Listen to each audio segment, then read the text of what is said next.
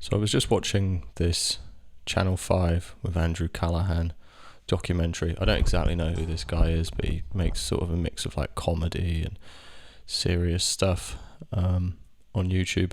He did a documentary about this place called O Block in Chicago, which is where Chief Keef is from, and a lot of other drill rappers, and it's where drill music originated from. And this video, I guess, was kind of discussing the violence that's taken place in this community and sort of surrounding communities and in the drill music scene in general. He was using this place, I guess, as a kind of jumping off point for that. And it sort of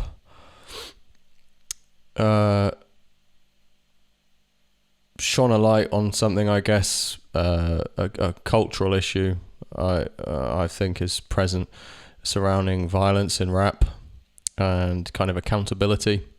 In this documentary, for example, he didn't ask any of the people involved in the violence, like, why are you doing this and why won't you stop?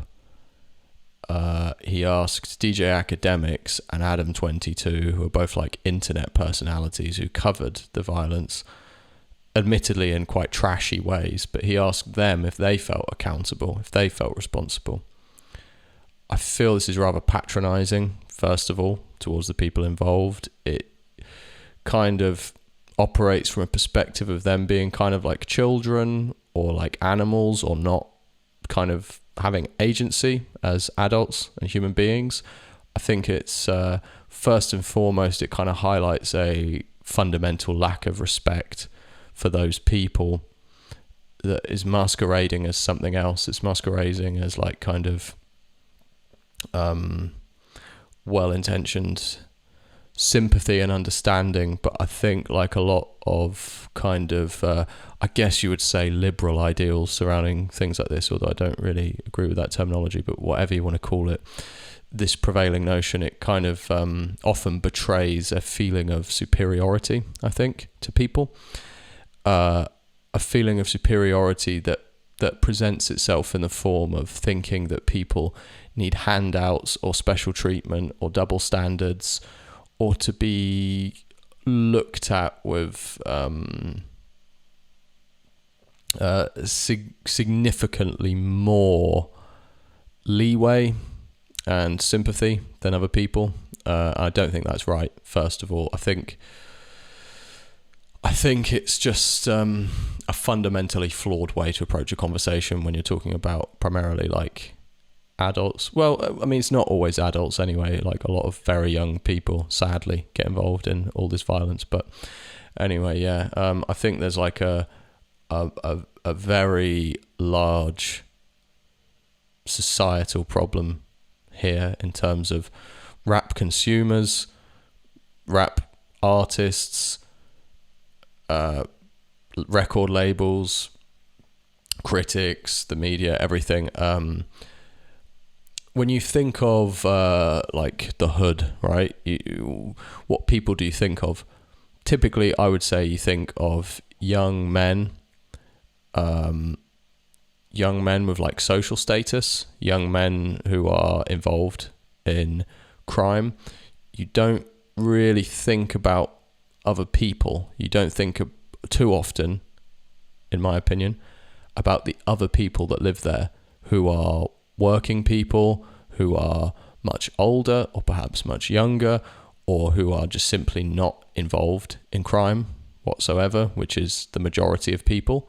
You don't really hear about these people much. You don't tend to think about them much. They don't really have much of a voice. And there's a lot of talk of giving a voice to people in these communities. To me, that voice seems predominantly limited to criminals, people who are actively involved in crime. I don't think that's right. I don't think it's an accurate representation of people who live in these places. And to my knowledge and in my experience, in dangerous areas with a lot of crime, people the large majority of people are very afraid of a very small minority of criminally active people. Most people don't want to say anything about it because they are scared of these people. They're afraid to talk to the police. They're afraid to even talk to each other a lot of the time. Most of the time, it's a very, very small number of people who make life really, really difficult and scary and unpleasant for everybody else. And ultimately, it is their choice to do so. I don't disagree that there are like huge socioeconomic influences, and so many people who live this lifestyle of crime and murder and stuff. If you actually got into their stories and you spoke to them and you listened to them and understood them, so many of them, I don't doubt, are like really sympathetic characters, and you would just see so many things that went wrong in their lives and so many ways in which they were failed, and so many opportunities that other people had that they perhaps didn't have, and so many things outside of themselves that led them to that point. I completely accept that. But ultimately, like, to varying degrees, that is the same for everybody. And we have to exist in a world where adults have primary agency over their own decisions, and this type of thing, it just won't get better if people don't actually start placing responsibility primarily on the perpetrators of these crimes. It's just no amount of interrogating people like Adam 22 is gonna change that. It's just not like, and I do agree as well that his content is terrible. It's trash, and so is DJ Academics. It's sort of glib, immature, trashy, clickbait, bad, shallow content. Like, I don't like any of it really, and I don't like the sort of fake air of empathy that sort of surrounds a lot of it. Like, I think it's just opportunistic, like, attention and money grabbing crap, basically. But when you look at the comment sections of rap videos, and this applies to, like, I mean, it's definitely the same in the UK nowadays as well. We've got like our own drill scene and stuff. You look at the comment sections and the way people talk about these guys, who, again, I mean, and if you're talking in the UK as well, like, there's not a lot of murders. It's quite a small amount of murders. There's a lot of talk about how the murder rate in London has been going up. It's a relatively small number compared to other places around the world. It's much higher than it should be, or needs to be. Well, not that it needs to exist at all, but it's much higher than it should be in the developed world. But it's not that high. So you're dealing with a very, very small number of people who actually murder people, right? And yet there are millions of people who've come through the same socioeconomic conditions and haven't resorted to doing this type of thing. In the comment sections, you look at the comment sections, and in songs where people are talking about the most horrible things, right? Like, if you've seen a parent having to, like, bury their own child, you know that's like a thing that should never happen. It just should never ever happen. I mean, obviously it does, like, naturally, you know, people get sick and stuff. I'm not trying to be, you know, overly idealistic, but, like, in general, like, it's a terrible thing. The pain, like, a mother experiences at losing her child, the pain a wife or girlfriend experiences at losing their long-term partner, or a child experiences when they lose their dad, is, like, so profound, and that profundity is not reflected in the music. It's not reflected in the reception to the music. It's, instead, we're sort of encouraged to sympathize with these people in the songs who are actively encouraging, glorifying, and talking about this stuff. I don't think people should be banned from talking about it or anything like that. I think it's like well within anybody's rights to make art that whether it reflects their reality or not, like, and often it doesn't, let's face it, like a lot of people lie. But I think there's a difference between being allowed to do something and, you know, the fact that you should. I see a lot, for example, of like middle-aged rappers who haven't lived in dangerous communities for like decades. They've lived in gated communities, and they're still kind of childishly going along with all this stuff, with all the violent shit, and it's not a necessary reality of their life if it ever was, and it's just because it sells and because it's cool and because it inflates their egos, and it's like self-aggrandizing. They don't want to let it go, and it's very easy to do that. It's hard, especially if you're like a shallow person, to find new things to talk about. It's very tempting to go for the easy kind of credibility you get from implying violence. It's at that point, it's, you know, you've got sort of like millionaire, like 40-year-old men who are like waving guns around in music videos, and these music videos are being watched by sort of 11, 12, 13-year-olds who actually live in places where this is a reality and who aren't ever going to be millionaires, and who are basically being told like this is not only normal and cool, but you're somehow a victim as well at the same time.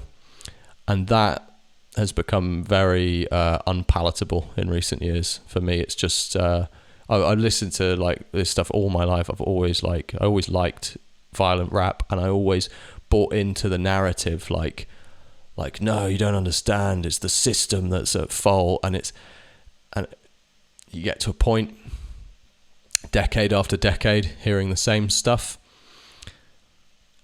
and if anything, it gets worse. And you see behind the curtain at times with certain people, you think, you don't need to talk about this. This isn't even really you. And you're doing it because it sells, and your label are pushing you to do it because it sells and because it's easy. And you know full well that you are encouraging people. And if it's not being glorified, why is it so popular? Is it because people are reacting with disgust? Because I don't see that in the comment sections. I see people sympathizing with the trauma of people who have, generally speaking, chosen to get involved with these lifestyles. I know some areas are so dangerous that it's hard to avoid gang affiliation just for your own safety. I understand like these things escalate, but ultimately like that is a self-maintaining system that cannot really be fixed from the outside without enormously over-the-top heavy-handed intervention. Like that's cultural. Like gang culture, it's like a cultural thing.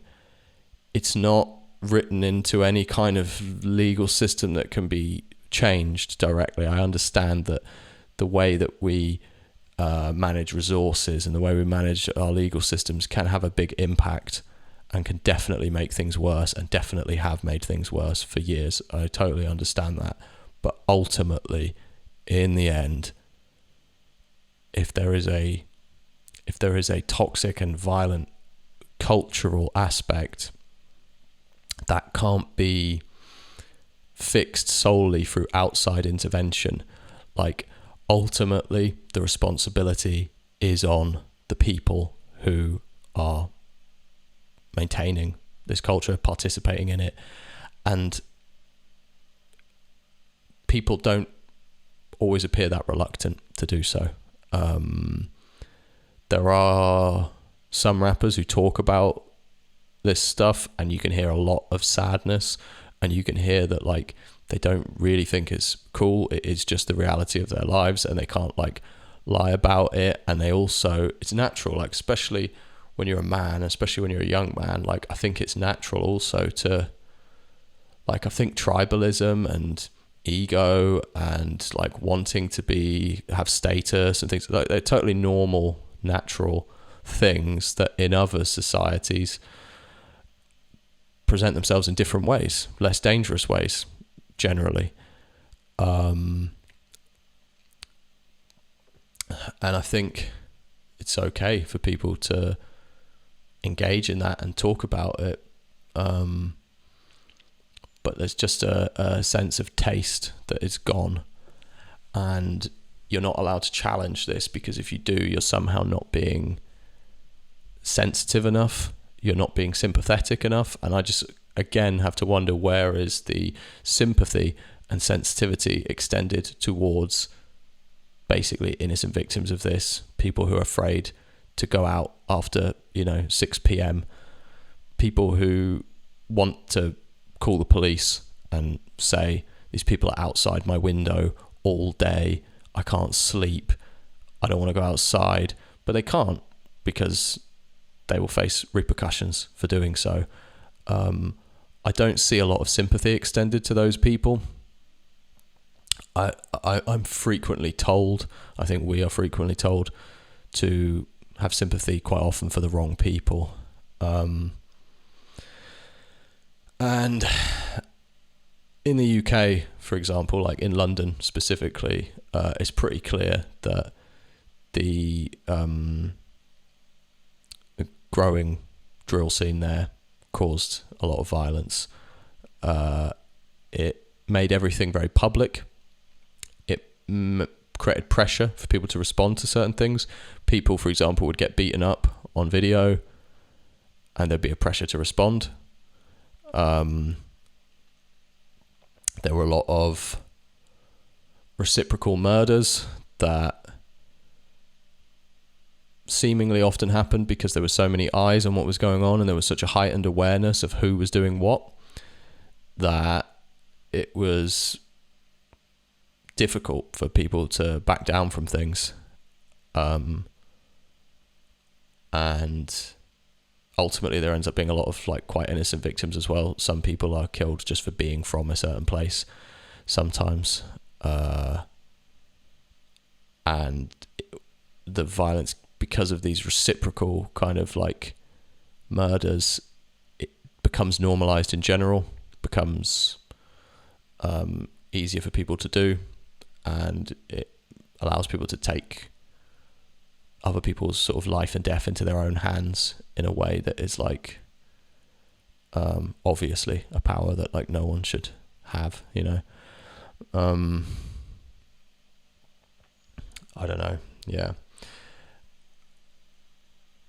I think the discussion around all of it is incredibly weak-willed and shallow, and I see in the hip-hop community and like forums and on Reddit and stuff, people are like, I'm not going to support this guy's music, he's an abuser, or he's a racist, or and I think like, you're listening to music that is literally just about murder. It's about taking sons away from their mothers, it's taking dads away from their kids, and you're drawing the line at like mean comments that someone made.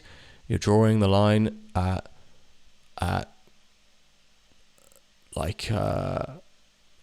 There's a complete disconnect in terms of the relativity of like the seriousness of these crimes and other crimes and other offences. It's really bizarre to me. Like, it's one thing to engage in this stuff constantly. At least there's an honesty to some like completely nihilistic, like violent music. But then when there's a kind of self-righteousness and a pseudo-morality to it, it's really hard to take. And it's even worse because it allows it to kind of permeate mainstream culture via this kind of pseudo-morality. Like no, we can listen to this and we can encourage this because we're kind of doing a nice thing. We're kind of like showing that we care, or we're kind of like supporting the right people. And it's like, you're not. There's no real moral justification for it, and that part is really, really revolting, in my opinion. And that's maintained by much older people, by people who should be much smarter, who should be like, now I'm 50 years old and I've got kids myself, and I can't imagine wanting to raise them in this kind of environment where this type of music and culture is so pervasive. I can't imagine wanting to raise them in an environment where like literally showing a gun in a music video elevates someone's social status and level of respect like tenfold. Like, you'd think that these older people would be like, I'm not gonna engage with this stuff anymore, and I'm not gonna have it on my albums, and I'm not gonna have featured artists like talk about this shit, and I'm not gonna have it be accepted as normal because it's not normal, and I'm not gonna keep blaming external factors. Like, I think it's fine to blame external factors, but you have to also blame internal factors. Like, you can't just look at how the completely kind of how everything surrounding this issue is wrong and just ignore the fact that the central component of it is like deeply flawed. I think it's a really big problem, and it's not going to go away until people start to say like, whoa, you're saying you're a murderer? Like, that's sick, you know? Like, that's really sick. I remember Ghostface Killer, he said to Action Bronson made some kind of remark about Ghostface Killer's rapping ability, about like, he does, because they sound very similar, right? Their voices are very similar. And he's like, yeah, but he doesn't rap like this anymore. And Ghostface Killer said something about like, we know your tour schedule. It was like vaguely threatening. And it's like, how is that? Like, people were like, oh shit, yeah, that's cool. Like, Action Bronson was like humiliated. And it's like, how is that an appropriate response? How is that an accepted response? How is that seen as anything other than really sick, basically? Because it is. It's like sick. It's sick to talk about murder so much.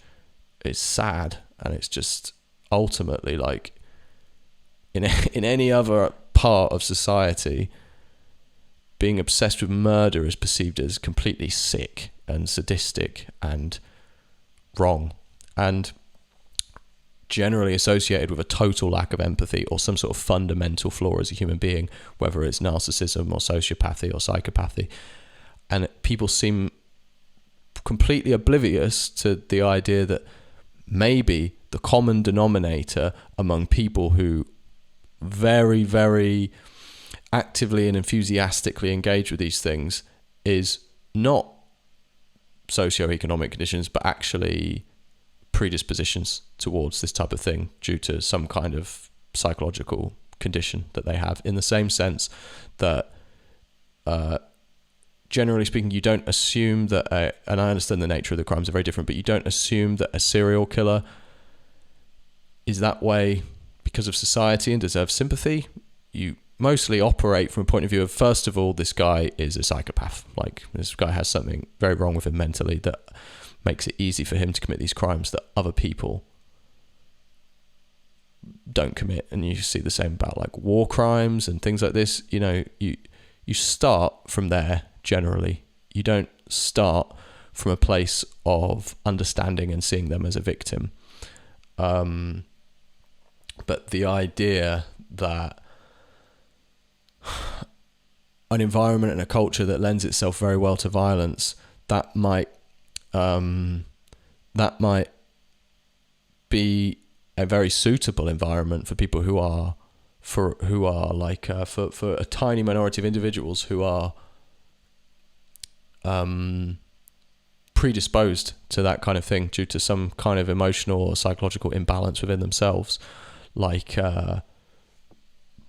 if you, for example, if you imagine prison, right, and you think of the people who rise to the top in prison and who have the most control and power over prison, you don't think of them as the nicest people in the prison. the best people, the most empathetic, kind people in the prison. And in the same way that in the higher rankings of political power and things like that, you generally assume that people who are very good at obtaining power within their own environment is because they have some natural predisposition that makes that easier for them. And sometimes that is like a lack of empathy or whatever. Why would you, if you were one of, I mean, we can see there's like smatterings of people throughout any area of society that are born in this way, and it manifests itself in totally different ways. Well, for example, like people who commit financial crimes, who fuck over like entire countries or entire industries to make loads of money for themselves. People like Bernie Madoff, for example, right? Screwed over so many people. If he was born in a different environment, it would have just manifested itself in some different way. That same personality type, that same lack of concern for others, that same desire for power, wherever that comes from in him, if you took those same qualities and you put them into an environment where gang violence was like accepted as normal, quite likely he would have risen to the top of those kind of social rankings. Obviously don't picture like Bernie Madoff, you know, because yeah, you know, he would have been a very different guy. But presumably his need for status and power and money and his lack of concern for the well-being of others would have just manifested itself in a different way. So I think it's really dangerous to say, no, this is all environmental. These people have done nothing wrong. They have no agency. They're not the same as other adults. They're not the same as other humans. This is all environmental. These people, who are the ones who have a voice, who are generally the ones who are most successful in this like violent world, they're the ones who deserve our sympathy and understanding. And we should kind of thoughtfully look at this as like, yeah, how could, you know, and I just think that's getting it all wrong. It's robbing them of the benefits of accountability. Like, imagine your life if you had no accountability for your actions and no one ever really judged you for anything you did, and they assumed that all of it was not really your fault. It was all due to things that were outside of your control. Imagine what a dick you would be. Imagine what that would take from you. Imagine how much less complete of a person you would be. And I think that's what we do when we just broadly paint people as like victims of socioeconomic factors. It's wrong. It's wrong to those people. It's wrong to victims. It's just wrong. It's not a sustainable way of looking at the world. I think we tried it with rap for a really long time, and it's gone on for decades now. And it's like, where is this going? Like, where is this going? It's not changing. It seems to be getting worse from a cultural point of view, even if generally like murder trends downwards in the world. But this culture like it's getting worse. It's enticing more and more people, and we're finding more and more ways to make excuses for it. And personally, I don't know. I can't really bear to listen to it anymore. Some of it I love, but like, yeah, generally speaking, I can't bear to hear this stuff anymore, and it surprises me that people still can. But I guess, sadly, a lot of the audience are kids, so to them it's new, and the same cycles are just going to be repeated, and yeah. So I think we need to change in that regard. That's all, really.